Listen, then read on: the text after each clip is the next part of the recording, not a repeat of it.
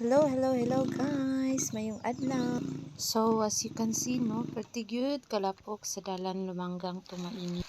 Nga kay di man gyud mapagian sa sukat kagahapo. So kay wala may choice, mugora gyud mi ani nga dalan. Kay kung sa Maragusan pud miagi, layo na pud kayo siya. So mas gipili namo ang malapok nga agiana. So mao to nakabakta so bali 100 kilometers charot.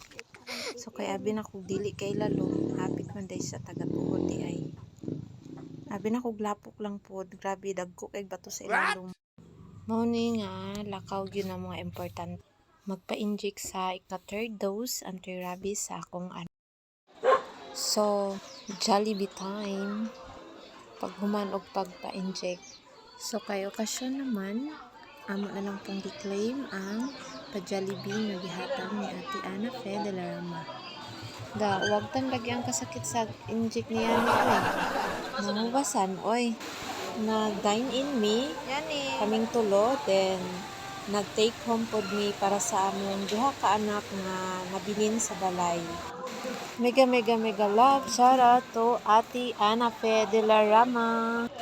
Daghan kaayong salamat Ate Ana Fe for this birthday gift Jollibee nga imong gihatag. Thank you. Grabe gyud namo kabusog ani.